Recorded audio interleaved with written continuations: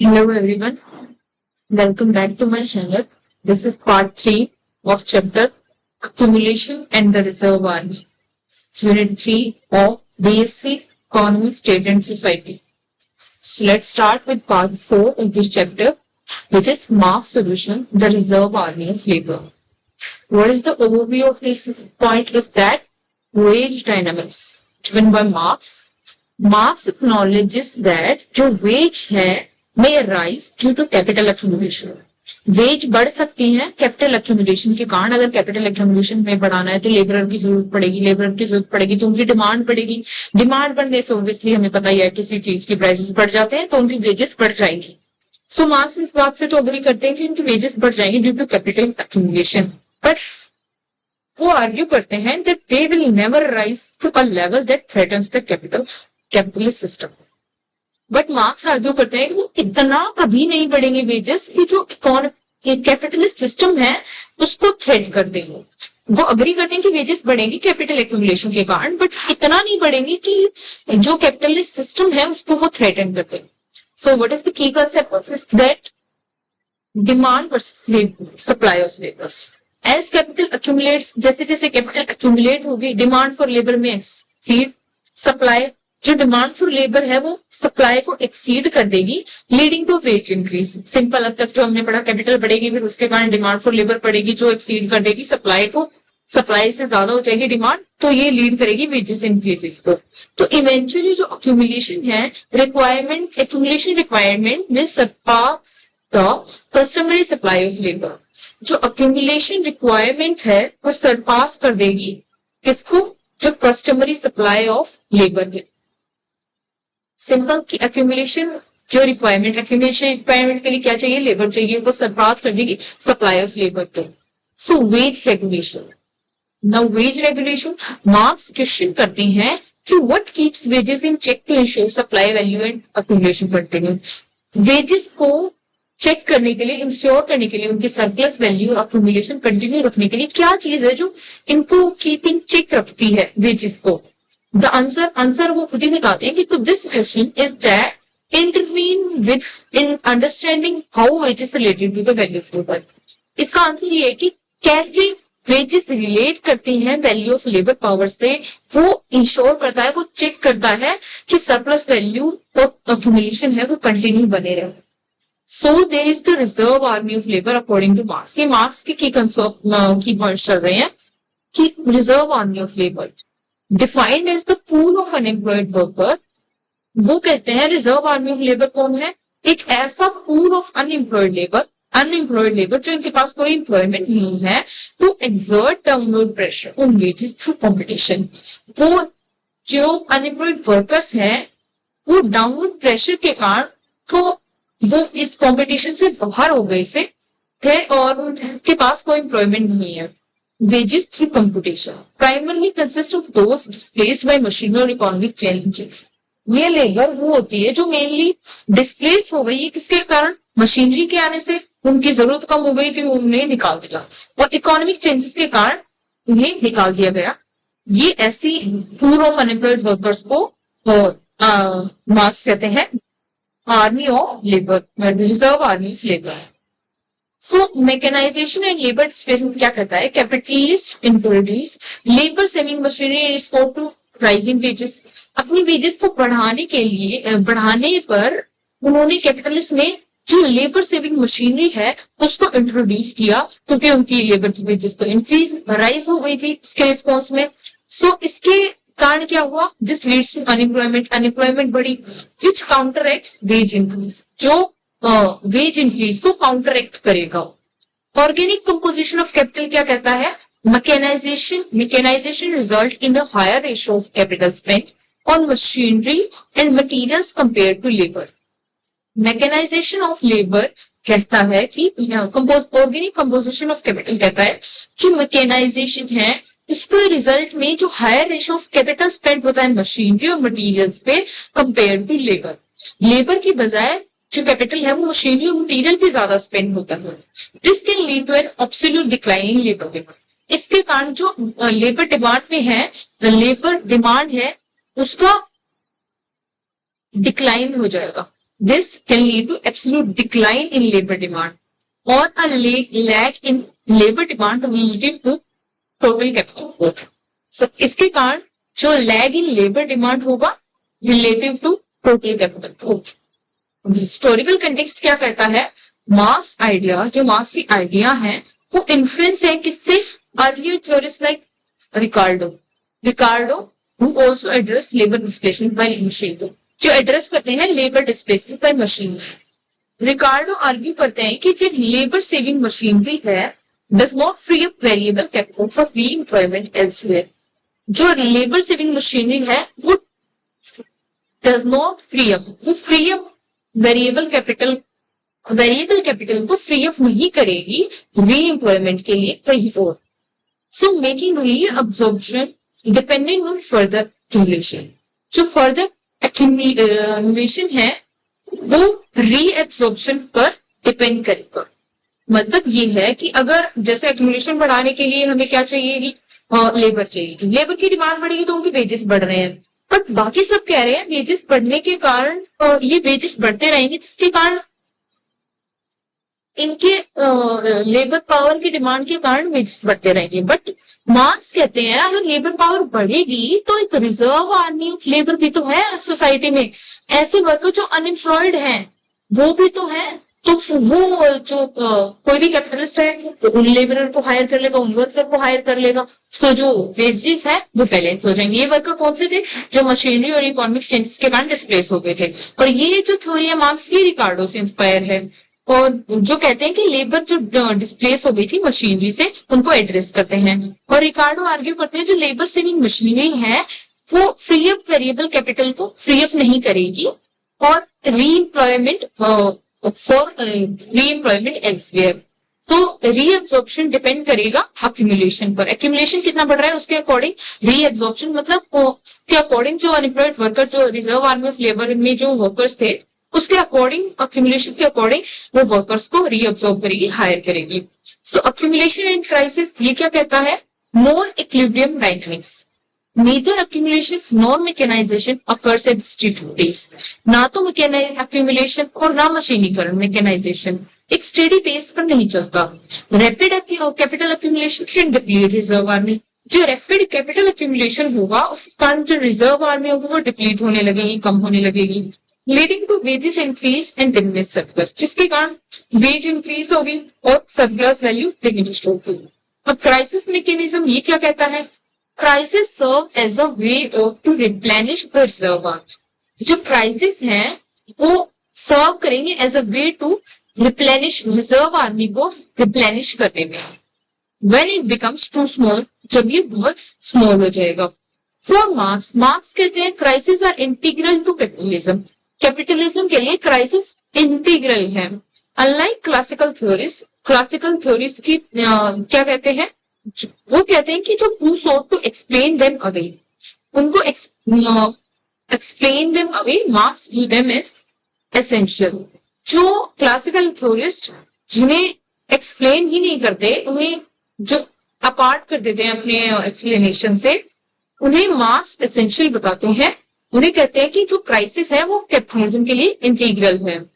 Diagram representation, एक diagram के through marks represent करते हैं ये अपना मॉडल कि कैसे जो इंडस्ट्रियल प्रोसेस है वो कैरी ऑन हुई।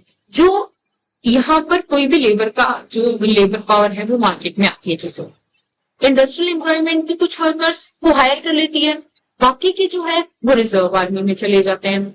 अब अगर वेजेस बढ़ेंगी, एक्यूमुलेशन बढ़ेगा तो वेजेस बढ़ेंगे, फिर लेबर की डिमांड बढ़ेगी, तो ये जो रिजर्व आर्मी में जो लोग थे अनएम्प्लॉयमेंट उन्हें वो हायर कर लेगा। और जो मशीनरी के कारण डिस्प्लेस होंगे वो रिजर्व आर्मी में आ जाएंगे और बाकी के निकल जाएंगे और इंडस्ट्रियल एम्प्लॉयमेंट से जो बाकी के हैं वो रिटायर हो जाएंगे। कुछ रिजर्व आर्मी से रिटायर होंगे, कुछ इंडस्ट्रियल एम्प्लॉयमेंट से रिटायर होंगे। ए क्या है यहाँ पे? न्यू वर्कर्स, जो न्यू वर्कर्स आते हैं वो। बी जो अनेबल टू फाइंड जॉब्स, उन्हें जॉब नहीं मिलती वो रिजर्व आर्मी में आ जाते हैं। सी जो डिस्प्लेस होते हैं किससे? मशीनरी से और इकोनॉमिक चेंजेस से, वो रिजर्व आर्मी में आ जाते हैं। डी जो री हायर करती है कंपनी वेजेस बढ़ने के कारण तो उन्हें रिहायर कर लेती है। एफ और ई मतलब वो रिटायर हो गए। So this is the industrial process according to marks. आगे क्या कहते हैं, जो डायग्राम रिप्रेजेंटेशन है वो इंडस्ट्रियल एम्प्लॉयमेंट फ्लो को रिप्रेजेंट करता है कि कैसे वर्कर्स हैं वो इंटायर इंडस्ट्रियल एम्प्लॉयमेंट को टू सोर्सेस से देखते हैं, न्यू वर्कर्स एंड द दोस्त फ्रॉम रिजर्व आर्मी। तो दो टाइप के वर्कर्स हो गए इंटायर इंडस्ट्रियल एम्प्लॉयमेंट में, दो सोर्सेस हो गए वर्कर्स के, कौन से, न्यू वर्कर्स और जो रिजर्व आर्मी के हम लोग। जो outflows include retiring workers and those displaced into the army. जो आउटफ्लो है उसमें इंक्लूड कौन से होते हैं, जो रिटायर वर्कर होते हैं जो कंपनी से सीधा डायरेक्ट निकलते हैं वो, और जो डिस्प्लेस्ड होते हैं रिजर्व आर्मी में, तो ये आउटफ्लो में निकल जाते हैं। अब बिजनेस साइकिल डायनेमिक्स ये क्या कहता है, जो प्रोस्पेरिटी फेज है reduce the reserve army. Prosperity phase में रिजर्व आर्मी रिड्यूस हो जाएगी। और industrial employment crisis, crisis phase में क्या होता है, इंक्रीज में रिजर्व आर्मी में जो लोग थे, मतलब जो अनएम्प्लॉयमेंट लोग हैं वो बढ़ जाएंगे, और इंडस्ट्रियल एम्प्लॉयमेंट वो कॉन्ट्रास्ट है वो कम हो जाएंगे। तो कंक्लूजन क्या कहता है कि जो मार्क्स की थ्योरी है इंक्लूड करती है बोथ जो इंडस्ट्रियल एम्प्लॉयमेंट है उसको और रिजर्व आर्मी को as mechanism to regulate wages and maintaining profit. Marx की थ्योरी में इंडस्ट्रियल एम्प्लॉयमेंट और रिजर्व आर्मी दोनों होते हैं। रिजर्व आर्मी जो मैकेनिज्म करे, ऐसा मैकेनिज्म एज अ मैकेनिज्म जो वेजेस को रेगुलेट करे और प्रॉफिट को मेंटेन करे। His approach contrasts with classical economics. Classical economics थे से इसकी अप्रोच कॉन्ट्रास्ट में रहती है, अपोजिट में रहती है। Which view external force, जो एक्सटर्नल फोर्स को लाइक रेगुलेशन को एक प्राइमरी वेज डिटरमिनेंट की तरह देखते हैं, तो ये क्लासिकल इकोनॉमिक्स जो एक्सटर्नल फैक्टर जैसे पॉपुलेशन को प्राइमरी वेज डिटरमिनेंट कहते हैं। बट जो मार्क्स है वो उन्हें एज अ रिजर्व आर्मी कहते हैं कि रिजर्व आर्मी है वो काम करने जरूरत पड़ने पर काम आएगी। Last point of this chapter is the nature of capitalist process. जो ये capitalist process है इसका nature कैसा है? The overview says that classical political economy है वो relied heavy on Malthusian population theory. जो classical political economy वो mainly Malthusian population theory पर rely करती है और predict करती है एक eminent end to economic process. एक इकोनॉमिक प्रोसेस को एक एमिनेंट एंड के तौर पर देखती है ये माल्थुसियन पॉपुलेशन थ्योरी, और प्रपोज करती है कि जो अक्यूमुलेशन है leads to population growth. Accumulation के कारण पॉपुलेशन ग्रोथ होगी which in turn increases production cost and decreases profit, जिसके कारण प्रोडक्शन कॉस्ट तो बढ़ जाएगी और जो प्रॉफिट है वो कम हो जाएंगे। सो की कंसेप्ट क्या है माल्थुसियन प्रेडिक्शन के, जो पॉपुलेशन ग्रोथ है वो फोर्स करेगी इंफीरियर लैंड्स को के रिलायंस पर और रेज करेगी production cost, resulting increase in labour and wages leads decline in profit. As a result क्या होगा, लेबर वैल्यू है वो इंक्रीज हो जाएगी और wages lead to decline in profit. Increase in labour value और वेजेस होगा जिसके कारण प्रॉफिट में डिक्लाइन हुआ। Eventually low profits would halt capitalist accumulation. जो ये लो प्रॉफिट होगा उसके कारण कैपिटलिस्ट एक्युमुलेशन होल्ड हो जाएगी। अब स्टेशनरी स्टेट क्या कहती है कि जो क्लासिकल इकोनॉमिस्ट हैं जैसे कि including Stuart Mill argued that economic progress would inevitably lead to a stagnant state due to natural laws, population and demand. So जो क्लासिकल इकोनॉमिक्स हैं जैसे कि इंक्लूडिंग जॉन स्टुअर्ट मिल, वो आर्ग्यू करते हैं कि इकोनॉमिक प्रोग्रेस है वो इनएविटेबली लीड करती है स्टेगनेंट स्टेट को, जिसके कारण नेचुरल लॉस के कारण जैसे कि पॉपुलेशन, डिमिनिशिंग रिजर्व रिटर्न्स, इनके कारण जो इकोनॉमिक प्रोग्रेस है स्टेगनेंट स्टेट पर पहुंच जाती है और किसके कारण, नेचुरल लॉस के कारण। और collapse of classical theory, classical theory का कोलैप्स कब होता है, by the late 19th century. Late 19th century में declining birth rates in advance countries undermined Malthusian theory. जो बर्थ रेट में डिक्लाइन होता है एडवांस कंट्रीज में वो माल्थुसियन थ्योरी को अंडरमाइन कर देता है। Economies abundant classical economic evolution theories without adequately replacing them. Economist जो है क्लासिकल इकोनॉमिक थ्योरी को अबेंडन कर देते हैं उनके इवोल्यूशन थ्योरीज को विदाउट एडिक्वेट रिप्लेसिंग देम। बिना एडिक्वेटली कोई किसी के रिप्लेस किए। अब मार्क्स अल्टरनेटिव आता है, फिर मार्क्स है वो रिजेक्ट करते हैं Malthusian from the outset. Marks reject करते हैं माल्थुसियन को फ्रॉम द आउटसेट और अवॉइडिंग इट्स पिटफॉल्स, इसके पिटफॉल्स को अवॉइड करते हुए ये इंट्रोड्यूस करते हैं जो concept of reserve army of labour which became central to this understanding of economic evolution। जो रिजर्व आर्मी ऑफ लेबर है ये कंसेप्ट सेंट्रल बन जाता है इकोनॉमिक एवोल्यूशन की अंडरस्टैंडिंग के लिए। अब मार्क्स इकोनॉमिक थ्योरी है वो क्या क्या इंट्रोड्यूस कर देती है। First is the technological change, कि कैसे in Marx view changes in production method, जो प्रोडक्शन मेथड में चेंजेस होते हैं वो एसेंशियल होते हैं for capitalist survival. Capitalist survival के लिए एसेंशियल होते हैं क्या, प्रोडक्शन मेथड। और ये जो बात है वो क्लासिकल थ्योरीज हैं वो treat them as randomly treat करते हैं क्लासिकल थ्योरीज, और या इग्नोर करती है किसी प्रोडक्शन मेथड्स को। और अकॉर्डिंग टू मार्क्स ये बहुत एसेंशियल है कैपिटलिस्ट सर्वाइवल के लिए। First to get technical change, second is the impact on society. जो चेंज इन प्रोडक्शन टेक्निक होगी वो इन्फ्लुएंस करेगी सोशल और आइडियोलॉजिकल स्ट्रक्चर को। प्रोडक्शन टेक्निक में अगर चेंज हुआ है तो जो सोसाइटी और आइडियोलॉजिकल स्ट्रक्चर है उसे भी इफेक्ट करेगी ये। कैसे, अगर टेक्नोलॉजी में एडवांसमेंट हुई, मशीनरी आई जिसके कारण लेबर डिस्प्लेस हो गई तो रिजर्व आर्मी ऑफ लेबर बढ़ेगी। तो ऐसे ही सोशल और आइडियोलॉजिकल स्ट्रक्चर को चेंज करता है for production techniques. Marx argue करते हैं कि जो वर्किंग क्लास है must continually innovate to survive. वो वर्किंग क्लास है वो कंटिन्यूअली इनोवेट करती जा रही है किसके लिए, सर्वाइव के लिए। और revolution production and societal revolution, जो प्रोडक्शन और सोसाइटल रिलेशन है उनको भी रिवोल्यूशनाइजिंग कर रही है। Third is the capital process. Marx view करते हैं कैपिटलिज्म को as a characterised by continuous accumulation and evolving production method. Marx देखते हैं कैपिटलिज्म को एज ए कैरेक्टर जो कि कंटिन्यूअली एक्यूमुलेट होता जा रहा है। कैपिटलिज्म जो as a characteristic by continuous accumulation को कंटिन्यूअस एक्यूमुलेशन के तौर पर कंटिन्यूअस एक्यूमुलेशन को एज अ कैरेक्टरिस्टिक देखते हैं फॉर कैपिटलिज्म, कौन, मार्क्स। और इवॉल्विंग प्रोडक्शन मेथड्स को भी एक इंपॉर्टेंट कैरेक्टरिस्टिक समझते हैं मार्क्स कैपिटलिज्म का। सो ये है जो कंसेप्ट कंटिन्यूअस एक्यूमुलेशन और इवॉल्विंग प्रोडक्शन मेथड का। ये कॉन्ट्रास्ट में होता है क्लासिकल व्यू के, जो क्लासिकल थ्योरीज है उनके व्यू के, और focus solely on gradual quantitative changes.